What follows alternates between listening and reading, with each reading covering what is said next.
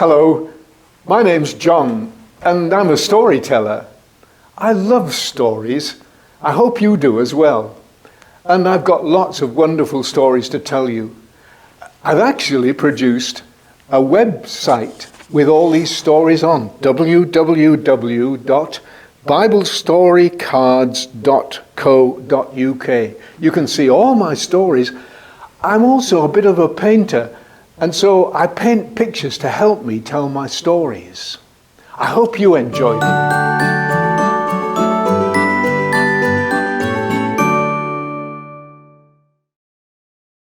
Hello again, everyone. It's good to be with you.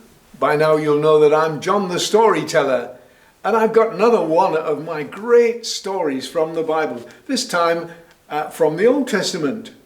And here's a way to start the story, I think, which will get us in the mood for thinking about what happened. Somebody's about to break in your house and steal your telly or some of your jewellery. But the police know about it. And they finally track him down and find out the evidence that it was him that did it. And so they come and they arrest him and they find him out. He thought he'd got away with it, but he hadn't. Well, that's exactly what happened to this man in my story today. I don't know how you pronounce his name, really. I've always called him Achan, but I suppose you could call it Achan if you wanted. Anyway, what happened was that Achan was a soldier. He was part of Joshua's army. And one of the things that Joshua was finally told to do when all the people of Israel got across the Red Sea and they got into the promised land, so-called, into Palestine, the first thing they met with was a huge, great city, a massive city. It was miles round. The walls, it was said you could drive 7 chariots side by side on the tops of the walls. Can you imagine what a big city that was? And this is what God said to Joshua. He said, you're going to go and walk around that city and send the priests first with the trumpets to blow. Send the Ark of the Covenant first to walk round. And then all the soldiers behind, and then all the people, every one of them, is to walk round. Well, it took them all day nearly to get round the walls. So they were to walk round once on the first day. Don't say anything. Don't make a noise. If they laugh at you from the walls, don't take any notice.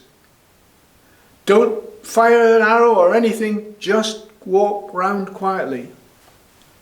And then go back to your tents.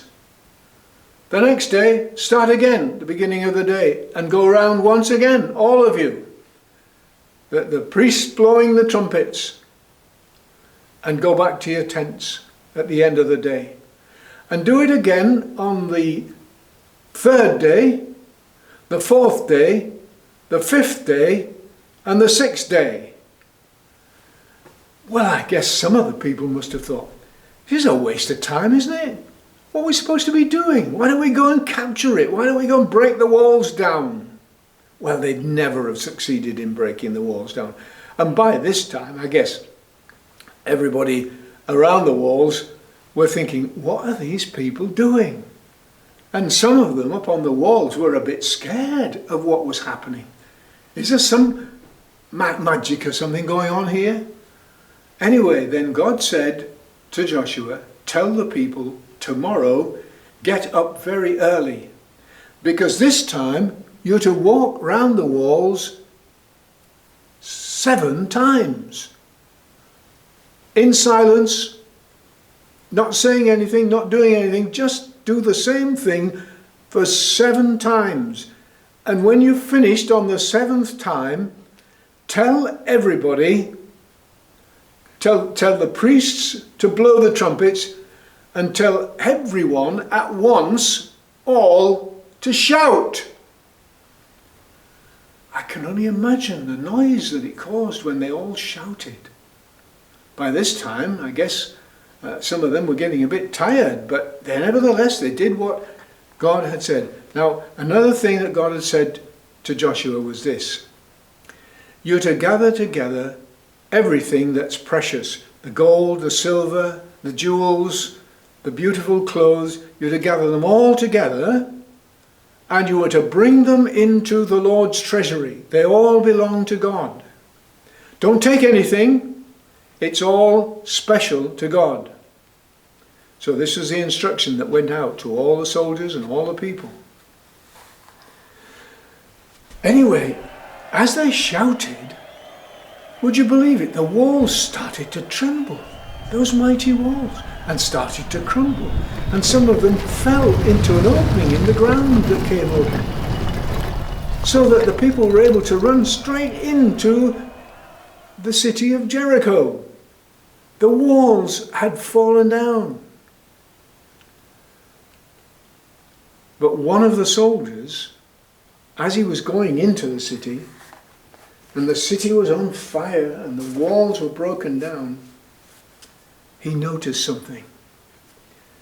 There was a great big wedge of gold. It was shining in the light of the fire.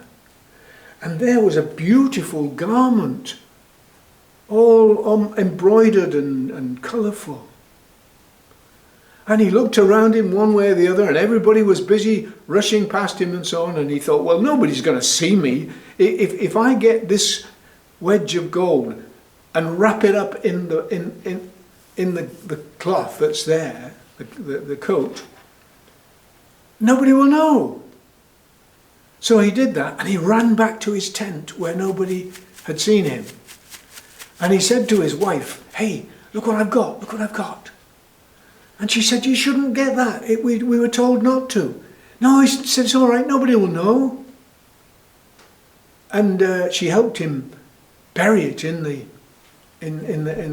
ground, in his tent, and covered it all up. And nobody knew, except God. Well, you see, when God's people were obeying him and doing as they were told, mighty miracles were possible. Why, the walls of Jericho could fall down because God's power caused it to happen.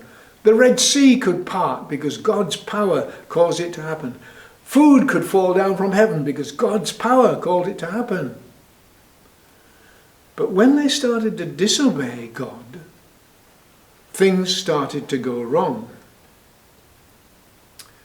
Well, there's a good lesson to learn there, you know. From my experience, when you start to disobey God, things start to unravel and things start to go wrong, and you think to yourself, what have I done? I shouldn't have done that. Well, that's what happened to these people.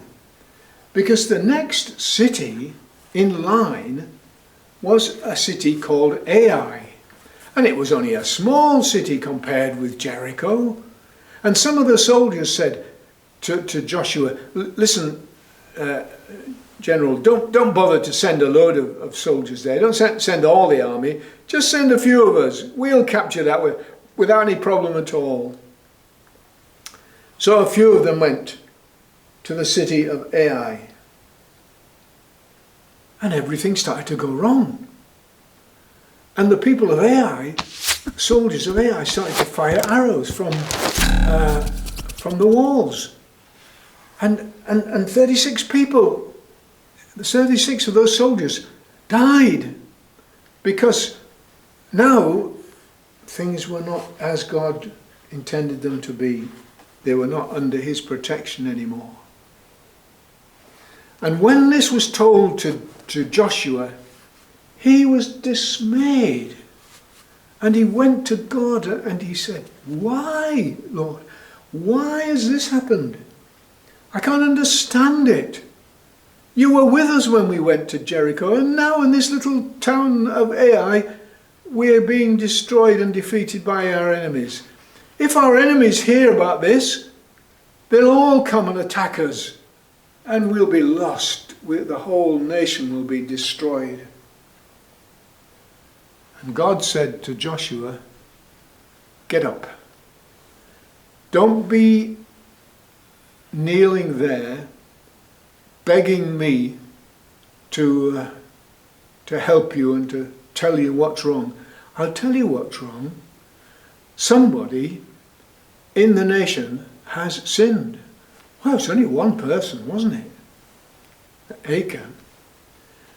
You better find out who it is and get rid of him.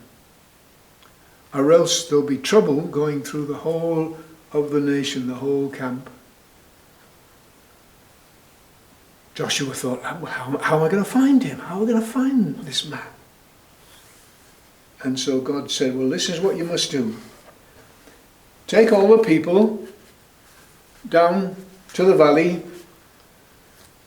and divide the tribe of Judah out from all the rest. Send all the rest away.